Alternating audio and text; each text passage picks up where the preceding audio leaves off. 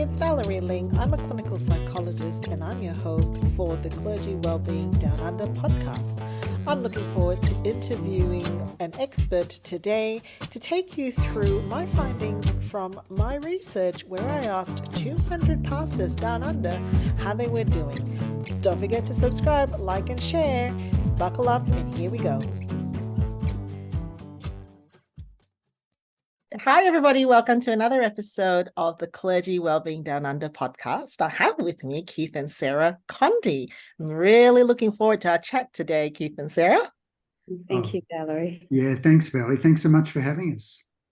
Now, do you know, Keith, that you are the reason why I do what I do? Do you have any memory of a conversation we had about a decade ago? I remember us having a conversation, but I can't remember how it landed in this particular space. So please, just remind me.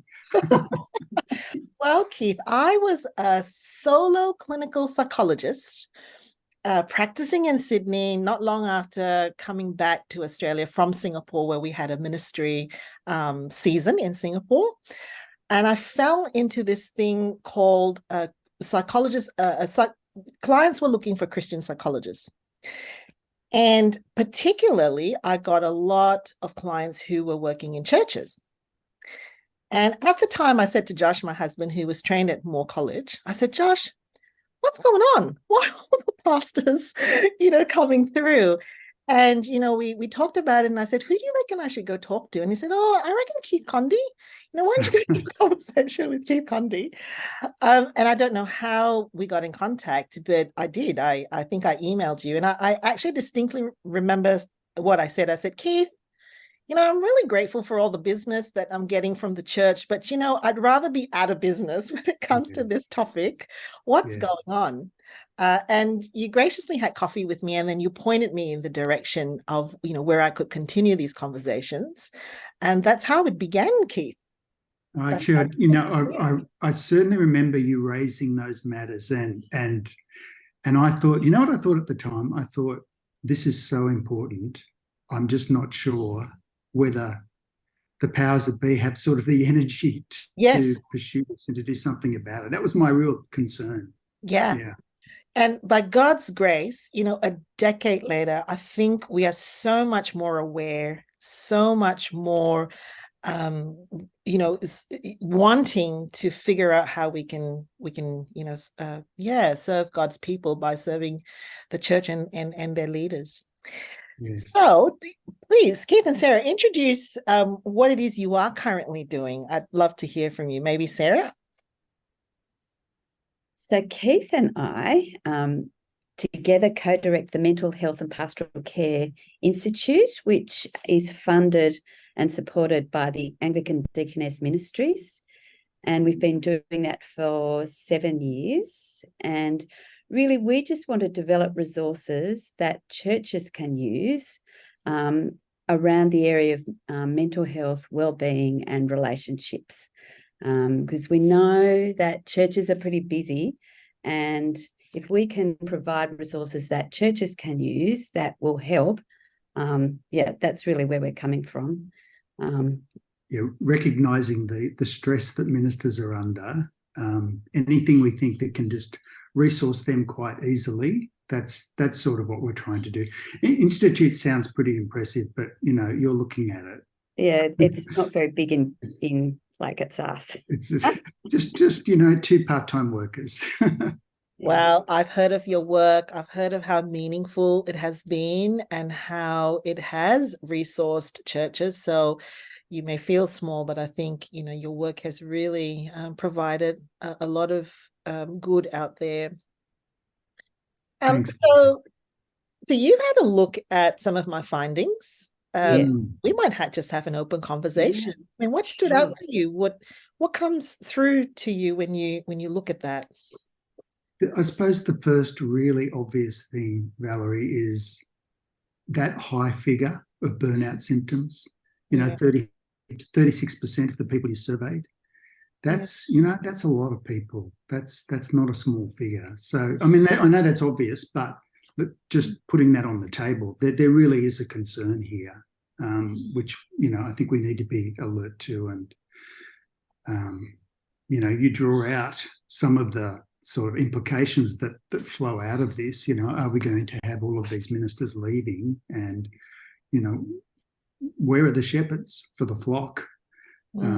So, I think it's a major concern that needs to be addressed. And, my figure is probably even conservative. I think, in the wider literature, we might actually be seeing that it goes much higher. So up to maybe 50% are under-resourced, heading towards burnout of clergy. And it's an interesting thing. You look at a number and you go, oh, yeah, but is that really that bad? I mean, 65% are doing okay. Is that really something for us to be concerned? And why should we? But then you ask, okay, are they really doing okay, or are they just lower down on a sliding scale? So maybe they're not at that burnout phase, but they perhaps don't have healthy habits of how they live their ministry life, and perhaps down the track they might end up in that place. Yes. I don't know. Like that, I think that's a good question. Like, can you go back and look at that 65% and say, well, how healthy are they? Like, yeah. Even so, like this is more than a third of our ministers. Yeah. And again, I just can't remember your exact stat. I'm sure you've got it at the top of your head. Is it 40% who have considered serious thoughts of leaving the ministry? Was that in the past 12 months? Yeah, very close to that figure. Yeah. Yeah. Okay. So let's just, seriously consider, and, even if a proportion of them make that decision, we're losing our pastors if that's the case. It's still a lot. That's a lot of churches. Yes. And some people have responded to me and they say, well, that's not too far from a general statistic of the pandemic. And I said, well, that is true, but look at what's happening at schools. I mean, this was part of my curiosity when I did the survey is, the research community is really responding so strongly to what's happening to school principals, and what's happening in the education sector. We're losing teachers. The teachers are seriously, schools are really under threat. It's a domino effect. You lose your leader. Yes. The impact on the community, on the morale of staff, and then staff leave. And you don't have a pipeline that generates new principals, because in order to be a school principal, you've got to have like a lot of street cred, yes, a lot of leadership skill. It's a very complicated leadership position. It's not that easy to fill. No. So when you've got schools then facing this crisis, and you say, well, what's so bad about that for the church? What's the correlate? Like what's the parallel for us if we lose, all of that wisdom, all of that leadership capital? Do you know? Yes. Yeah. Well, it's sad. And, I just think of the people in churches, like, it's very discouraging losing a leader. Like whenever, there's, and if their pastor is leaving for those reasons, I think that has a huge impact. It's the same. Yeah. So I think it's a significant thing to think about.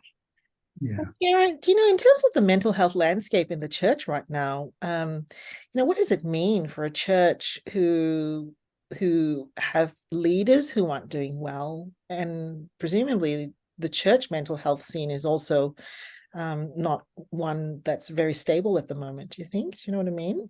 Yeah, we haven't got any sort of hard data on that, but you think about the impact of COVID, obviously. Pushed many people, or most of us, more into the sort of the languishing type mode. That was, that was the word, and that has an impact. I think it's interesting though when you think about leaders,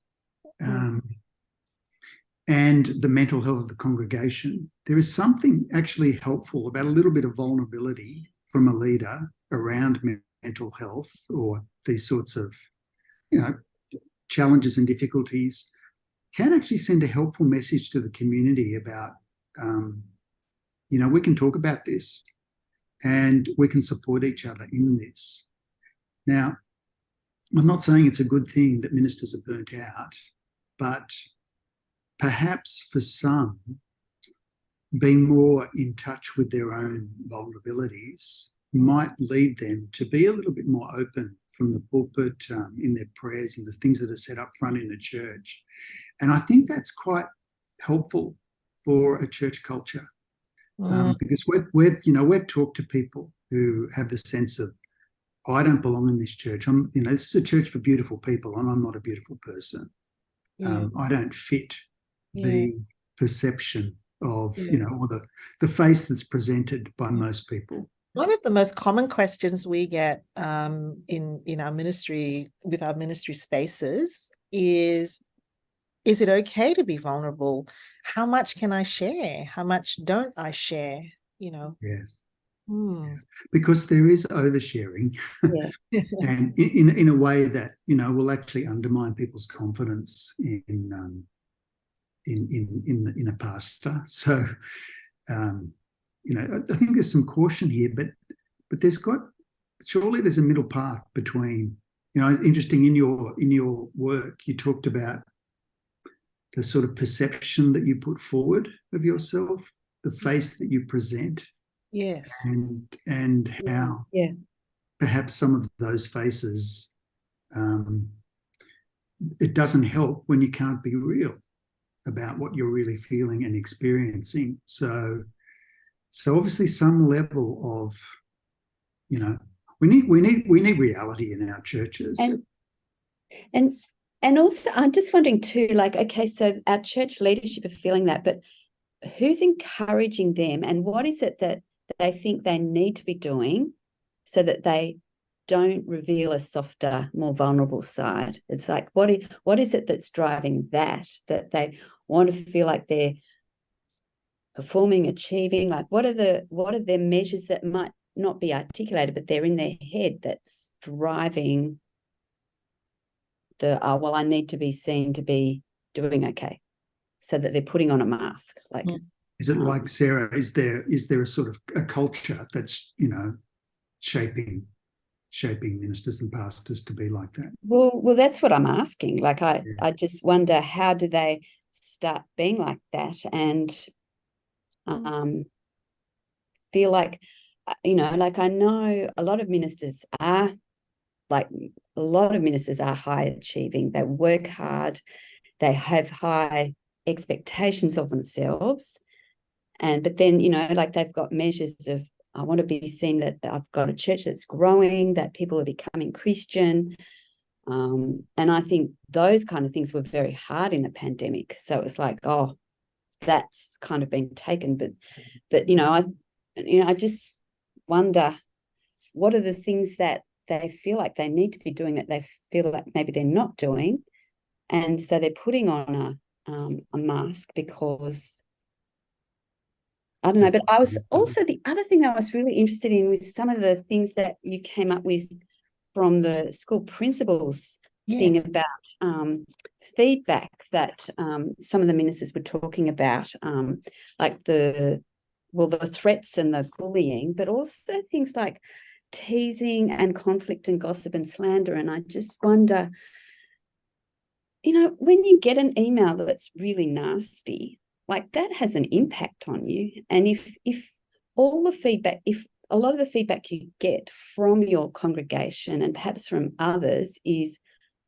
not encouraging, that would feed into you feeling worse about yourself and worse about your ministry. It's almost like the mask is a reality. Like, you have to put on the mask, because if you're getting a lot of this input from around you, it's death by 1,000 paper cuts, really. Well, I think that's really interesting. And I think, and I think I'm sitting in a congregation, and we are blessed by wonderful church staff, ministry staff. But I think, how often do I take the time to say thank you to them? And when they've preached, to say thank you, I really appreciated what you said. And I just wonder if that's not a culture that we as Christians sitting in our churches are good at either. Like we're very good at being critical and telling people when we think they haven't done the right thing. We do that extremely well. Yeah, but do we do the other? Do we encourage? When we've been encouraged, do we encourage? Yes. Yeah, good One question. of the things we hear a lot of is, and it's related to this, is I think certainly what I'm exposed to, which is possibly quite a heavy Sydney evangelical flavor, the threat of reputation. Yes. My reputation. And what does reputation mean? I think sometimes you can listen to that word and think, oh, that means that you're on a power high. But see, I'm a psychologist and I am a by reputation profession. My understanding of reputation is that there's a certain level of trust that is given to a psychologist because of your reputation. In other words, your good standing amongst the community, not just clients, but your colleagues, right? So it goes with, if you have a good standing amongst your colleagues, they will refer to you and they will say, this is someone we trust and we believe that you will be safe and taken care of. Your good standing amongst the community is that this is a place you can go and you will not be harmed, right? And so reputation for us is good standing. And I think that for pastors, that it has a similar flavor. Do you think that I think so, definitely. And this is, we find this in the New Testament. You don't. Elders need to be people of good repute, and that's exactly that. It's that sense of this is a trustworthy person. And you don't want leadership in the church that's not trustworthy. So that reputational thing. And I think it's very similar to what you're saying about your profession, Valerie. And I think there's one more level, and this is something I think not very many people in the public know, is that when pastors look at that, it's also, when I see my maker, what will he say? Not necessarily reputation, but that is also a faithfulness and a stewardship. How will I face him? What will he say to me? I've been entrusted with this, and this is Christ's church, isn't it? This is not the pastor's church. It's Christ's church that we've been entrusted. People are entrusted with, and what will he say? And so it goes to what you were. It's huge. And so, Sarah, when you were saying, so when you're getting all this feedback that's negative and can almost make you feel like you're really doing a lot of damage, I think it fits into that as well. A real sense of shame, discouragement, uncertainty as well. Well, yeah. And I think, I think negativity and negative feedback is like Velcro. We remember that. So we might have 10 positive comments, but one negative, will just write those off, so we notice the negative, and they have much more of an impact on us. And going back to what you're talking about, we want our churches to be safe places where people are safe and cared for. Well, what are the qualities that help that? I think they're the softer, like the fruits of the Spirit, like a place where people are kind and gentle. They listen and they're compassionate. And I think it goes back to that vulnerability. I'm happy to sit with you and listen. And if you tell me you're feeling awful, I will sit with you. And want to know how, what that's like for you, and walk with you. This is the midpoint break for the podcast. If you want to put a pause and walk away and come back to it, make sure you do check out the description for all the various downloads that we have for you, including my full report, research, and reflections. You might also want to remember to like, share, and subscribe. So stop now or keep going. So the transformational leader is somebody who works through team, essentially. All right. So who is able to look at the ground, look at the vision, work through their team, and actually then move them towards, from point A to point B. The servant leader tends to be somebody who is very much in the middle of the process, responding to needs. And it's not a bad style at all. But it is probably a style that fits within a more community-orientated type of leadership, where it's a cooperative, where we're all equally sharing the load. Everybody is, doing it together as a community. So my hypothesis is that when you've got churches that are scaling and there's less of that we're doing it together. It's the 20% doing the 80% of the work. The servant leader often takes the responsibility back, or does a lot of the responding to the needs. That's my hypothesis. Yeah. So it does come back to that sort of sense of, is it also a case that therefore there's personality there of feeling guilty or wanting to take back, or not knowing what to do with all the needs that are around, and so responding to it. Yes. And you could just see how that can sink. Yeah. And that would just wear anyone out. Yes. Over time. Yeah, because there's never an end of need. No. I think that's the thing. And I think that this is the thing about life. And, the Christian, like any life, is that unexpected things happen. And that, I think that's the normal. And I think often we're structured, we organize our lives so much so that everything is expected, or we want to have control over things, so that when the unexpected thing does happen, there's no margin or space for that to fit. And I think that can just be enormously stressful, because you feel like you're investing all this time into responding to the thing that you didn't know was going to happen.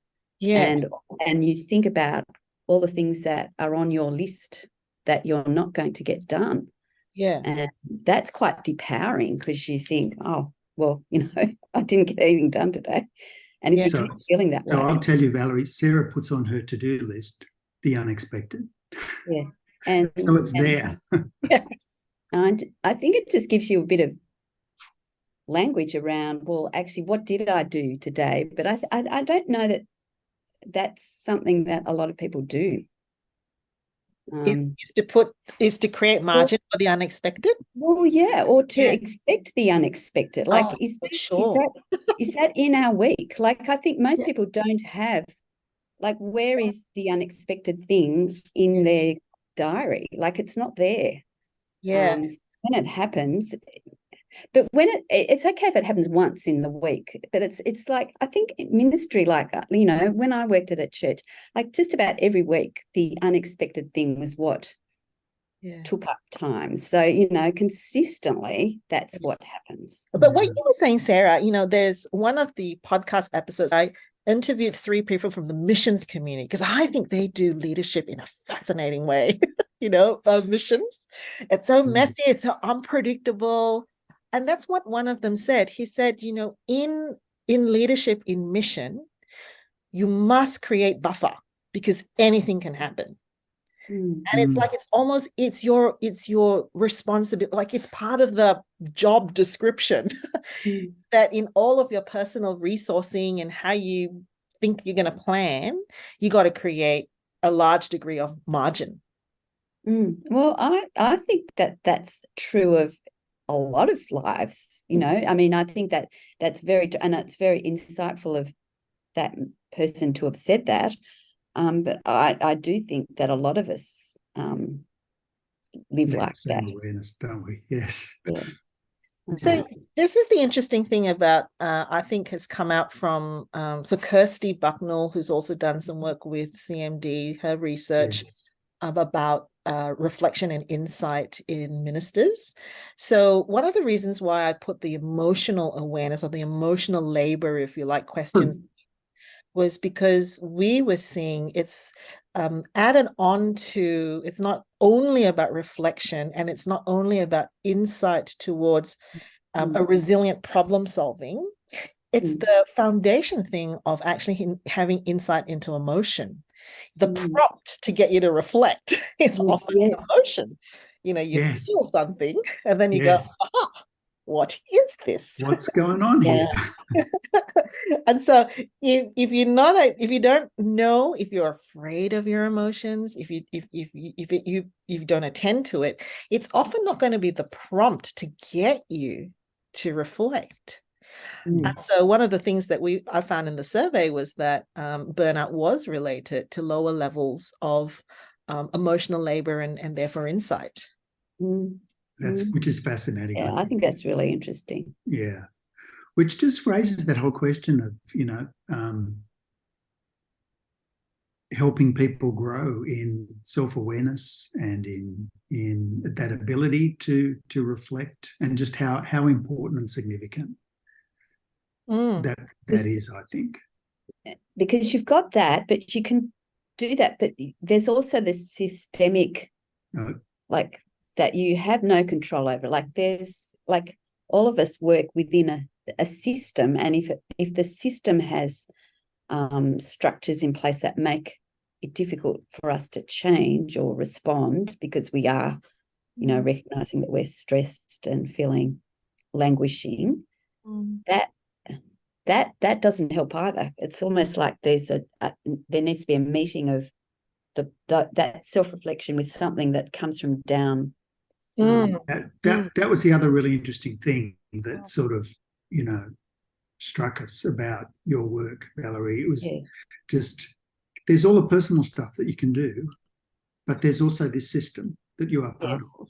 Yes. And no matter how many wellbeing practices you've built into your life, and how self-aware you are and how well you handle your own emotional stuff, there's these outside factors. And I think I really appreciated the fact that you were very alert to that. And it's not just a case of if someone's struggling, well, it must be to do with their own self-competence. But there might be bigger things at play here. Yeah. So. Yeah, you're right. And this has been a great conversation. I think I'm growing in my insight. I've just been prompted to think that I read somewhere that in organizations, so in workplaces, this is probably the first time maybe in history that we actually have in workplaces up to 4 to 5 generations. So, so your boomers, builders, Gen Xers, millennials, Gen Zs, this is the first time we've had that. But this is probably also, like you were talking about systems issues, this is probably true of the church as well. So I haven't talked about this, but the university said I had to do a pilot, right? So I actually piloted one of my first research questions was, well, how do we even define leadership effectiveness in a church? So go and do a pilot. So I actually piloted, just put it on social media, and I asked people, what age they were at, because there was a research paper I read to say that it's very hard to define ministry effectiveness because the different generations have different internal ideas of what that is, right? So I put out this poll and then asked, people, and it was fascinating. Okay. So you had the sort of the 70s and over camp define ministry definiveness as pastoral visitation. Okay, yes. And then you had another camp that defined it by the events, like, oh, the Christmas tree is still up. That's not effective leadership, or, the choir, so there was that camp. And then you had the people with kids, so you sort of your 30s to 40s, about the ministry effectiveness is the degree to which we have programs for the kids, and the children is incorporated into the services. And then you had the younger generation. Now that was very revealing to me. What did they say? Yeah, it's fascinating because these are your millennials into Gen Zs now. Our pastor needs to be out there, aware of social issues, aware of contemporary issues. They shouldn't be locked up in church. They should be engaging with us outside in these issues. Oh, that is fascinating. Wow. How So you do all that? But you just think about that. You think about now you're the pastor, and if you've heard that, Yeah. and you've got all those generations, the level of expectation around that is massive. yeah, that's big. I hadn't really thought through like that way of looking at the pressures or what clergy are facing. Like that I think that's really interesting. Yeah. And so it comes back to, so the conflict that we're seeing in church. I'd be curious to hear what you have to say, because one of the things that I've been mulling around in my head is churches, to me, almost has the expectations that we behave like family, but we have to be run like organizations. Mm. And so the conflict is really hard to define. Not is it interpersonal conflict that we're experiencing, because in family, there's a lot of interpersonal conflict. Or is it, kind of this sort of systems conflict, organizational conflict? It's so messy. I don't know what to make of it. Wow. Yeah. I don't think I know what to make of that either, Valerie. But you're right. We use the language of family. And, again, there's very strong New Testament language around that, the church's family, the household of faith. But, and of course, families do have their conflicts. But, I'm not sure we do that terribly well in our churches. Well, it makes a lot of sense because, we all bring how we do conflict in our families into a church environment, but we all have different families. Yes. So, in my psychology practice, I talk a lot about this very openly because I got into a lot of hot soup in my early years of leading my team. Because I used to say to them, I know that you see me as a personal space, the way I relate with my children and, the way that I relate, with you in a social space, you see me as being this person who is like this with shoes off self, if you like. But I'm not always going to be like that in the professional space, because we have a different working relationship. But the same character that I display in those personal relationships are the ones you need to call me out on. So, with my kids, I am fair. I want to be fair.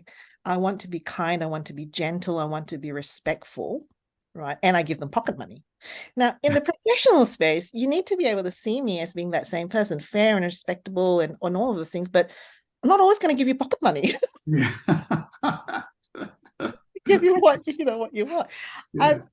I kind of look at it and say, how we make ministry folk do these days, more and more work in the family systems. Yes. Whether even at a congregation level, it's worth exploring that so that we're a little bit more aware what we're bringing in. I don't know. Is that unreasonable? I don't think it's unreasonable. No. Yeah. Yeah. And that whole thing about, the anxiety within a system and the role of a leader as being a non-anxious presence. It's a powerful concept in terms of, enabling a group of people to move forward. And, of course, in the church, that's seeking to move a group of people forward in maturity in Christ. And there's a lot of skill and wisdom associated with that, isn't there? And I do think, as much as we talk about the different leadership models that you're talking about, I do think by our behavior, I think going back to what you were saying, Valerie, I think a leader models by what we see of them. Like we do hear them speak, but we watch them. And I think the way they live their life, like things that they do, we see that, and it shapes the community, doesn't it? It does, the church. Yeah. And can I say, with Sarah saying that, just reminds me too, the whole thing about the modelling effect of leaders who pastors and ministers have seen and have looked to as role models. And I think for a lot of those people, they're heroes in the life of ministry. They're the great ones who have particular capacities and abilities and gifts which, not all of us have. And then when we try and copy them, you can just see the potential there for that to impact. And, trying to do things that they're either not gifted for, or they just don't have the same capacity as some people do. And yet, they're setting that person up as their role model, but it's sinking them by trying to be that person when they're not that person. I'd love to know, I think, or to ask you from a resilience perspective. To me, it seems like such a hard thing to say. We want our ministry leaders to be resilient. And I've even heard in spaces with sort of people who have been in ministry sort of a decade or 2 decades ago saying they just don't make them like they used to. Yes. How do we respond to this? I think we've got to be, I reckon resilience, we can use language around resilience in a way that actually shames people and makes them feel like, if you're not bouncing back, what's wrong with you? And putting all of the onus on, their responsibility. It's a really fine line to walk here, because of course we can all do things. We all make choices, and we can make choices that are actually helpful for us and not so helpful for us. And we want to encourage wisdom, but at the same time, we don't want to shoot our wounded by saying, "Oh, if you were tougher, you get through this." So I think that. Sorry, Sarah, what were you going to say? Sorry, no. You keep going. Yeah. So I think there's that reality, but at the same time, there is. I raised this in a class the other day, and this is a class with some people who have worked in schools, and said, someone working in a school, she said, all of the teachers are saying, this is what parents are now, the way that they are trying to protect their children is not helping the development of their resilience muscle. And so, are there very strong cultural factors and norms that are, we are now in a situation where perhaps it is reducing levels of resilience. So I think we've got that reality to deal with as well. But the way we talk about it and the way we deal with it, I just don't want to see people more crushed. Does that make sense? Yeah, it does. Yeah, because it minimizes the pathway to why they are struggling. Yes. They are struggling, but there has been a pathway actually for why they're struggling. And I wondered too whether we've equated the word resilient with productive, so that we're resilient if we're productive. But what if you can't be productive? What if you have a disability? A disability, but actually you are doing really well where you're at. That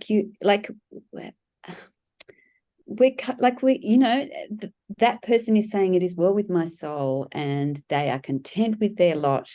Like that to me is a picture of a resilient person, but we don't see that, or we don't frame it that way because their output is not as high as perhaps other people's.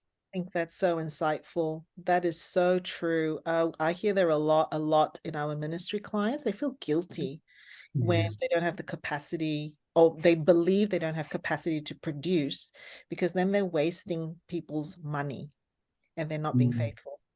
And that must be so hard. Like that's an awful place to sit, isn't it? Really awful. And I think there's theological realities here. I mean, when the apostle says, when I am weak, then I am strong. And, the whole 2 Corinthians 12 stuff about the thorn in the flesh. And there's got to be something going on there that we need to pay attention to. And it's not just, perhaps there are times when a minister their capacity is down for whatever reason, but as they live out the Christian life before their flock, in the midst of that incapacity, that's actually bringing real benefit to that community, because and maturity and a depth in yes, people's relationships with God, and the people at the church are other members of the body, stepping up, and I don't know. Anyway, I think, I'm really with you. And my concern, I started to speak about the threat response, which, in the work that I did, I defined destructive leadership really at the level of not narcissistic or abusive leadership, because I think that's a very different scenario where someone intentionally is in a position of leadership to wield it for their own power and for their own purposes. But I defined it really as a point where you are actually using more aggressive, more forceful, more punitive practices. So blaming, getting angry, just saying, just do it, just that sort of a thing. And that had a link to burnout. So I don't know which way it goes, but there's something in there. The more under-resourced you are, the more likely you're also going to say that I've actually used some more aggressive or more forceful leadership tactics. Well, I just know what I'm like when my tank's empty. That's, you don't have. You just don't have the resources, and no, it doesn't promote the display of the fruit of the Spirit, does it? Yeah. So, and I think to me, it's a concerning dynamic that we have in churches at the moment, that we are having a lot more of this sort of conflict that is warlike and aggressive, both ways, I have to say, both ways. It goes leadership to team and congregation, and the other way around. I don't know. Yeah, it's very concerning. It is concerning. And it's how you break some of those cycles and turn it around. Yeah, because again, we've got beautiful pictures in the New Testament of I know some things do fall apart, and there's significant splits, but we've got a model, we've got a picture of how people beset with sin can live together in harmony, and the realities of repentance and forgiveness, and working through conflicts in a godly manner. Yeah, but we just don't always do it, do we? Unfortunately. Perhaps there's also a fear that how do we actually know and define when we've actually got to call out narcissistic, abusive practices, can't always be harmonious and not call it. We do have to call it out. How do you know which is which, I suppose, and how do we figure that out? And I don't expect us to have the answers. I only just raise it as an awareness that it's quite complicated. It is, isn't it? It is. Yeah, quite complicated. Yeah. Well, I will make a pitch to say that I think that's where professional supervision comes in. I think you're absolutely right, Valerie. We are with you. That's how we psychologists are kept honest. Well, when somebody else, looks into your practice and says, we both have professional supervision and have benefited from it immensely. Yes. So, we're with you. If you had one thing, just to wrap up, one thing, if someone in ministry was listening to us, a pastor, someone in church leadership, what would you like them to walk away with from hearing us today? That God loves them, and he loves them as much as he did the day they were saved, and that's not going to change. And really, we play to an audience of one, and he looks at us, he delights in us, and he wants us to know that he is on our side. And it's, like he's our helper, and he's our rock, and he's our refuge, and he is with us. And I think when we remember that we are God's precious, beloved children, that shapes us. Yeah, I think I'll echo Sarah's comment, and just, I know we didn't talk about this, but I just think in terms of being sustained in ministry for the long haul, I think it's that deep trust in God's goodness towards us that is a sustaining variable that I think sometimes we downplay. We think it's about all the other things, but that's the thing. That's the thing that's going to get us through the nasty emails, the difficult conversations, the conflict, all of that sort of stuff. So, yeah. And if there were members of a church who were listening in to try to get some insight as to how to care and love for their ministry team, what's one thing you'd like them to walk away with? How can you encourage your staff ministry team and communicate that you love them, yet you want what's best? And like, how can you do that and pray for them? And and say thank you. Say thank you every week. I think that would be a good place to start. Yeah, honour them. And when there is something that needs to be raised, just to think very carefully about how that is done. Yeah. And sometimes things do need to be said, conversations need to be had, but there are ways to do that. Yes. With gentleness, with kindness, with out of a genuine love and concern. And if we took to heart Proverbs 15:1, a harsh word stirs up anger, and a gentle answer turns away wrath. I think if we thought about that before we either open our mouth or craft anything that we're going to send to someone, that might just be a good place to start. Yeah. Finally, any wisdom at the denominational level or even the college and training levels to support the development and the sustainability of ministry?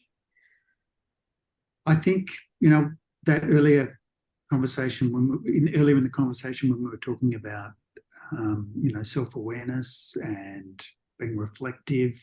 So I think some steps have been taken in that direction. I think that's fantastic. That's really important. I suppose, at the systemic level, that's really to do with, people in, higher positions of responsibility to think through what can be done. But, and I don't have any answers there, but I just think we need to have it on the radar, be talking about it, be thinking about it. Wonderful.